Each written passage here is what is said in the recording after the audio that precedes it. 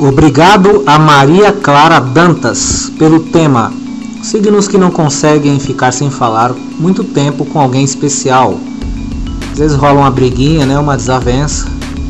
Deixa o like para incentivar, se inscreva no canal e não esqueça dos sininhos para receber os vídeos toda vez que eu gravar. Começando pelo signo de Gêmeos. Gêmeos considera seus melhores amigos ou amigas como irmãos e guardam muitas confidências, falam muitas coisas da sua vida pessoal. Então você pode ter certeza, se de repente tiver uma desavença, Gêmeos pode até não dar o braço a torcer, mas vai dar um jeitinho, ou pelo menos vai estar de braços abertos para aquela pessoa que um dia foi especial voltar a falar com esse signo. Leão, sempre se apega em conversas especiais e que lhe ensinam algo a mais.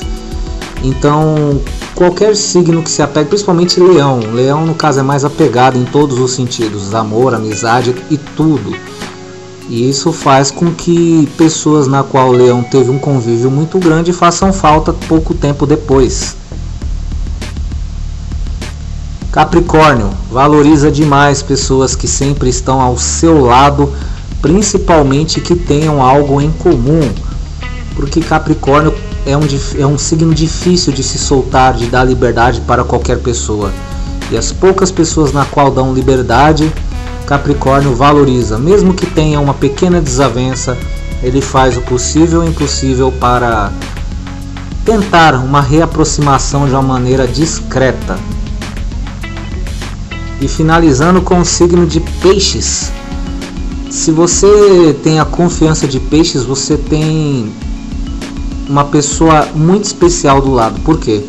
Porque Peixes normalmente, quando confia em alguém, entrega totalmente. E quando uma pessoa se entrega totalmente, toda a sua confiança, você tem que valorizar.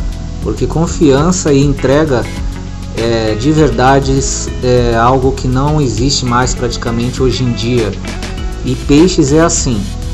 Mesmo que tenha uma briga, você pode chegar normalmente, conversar com um pisciano ou uma pisciana, e eles vão responder e conversar contigo de boa, sem problema nenhum.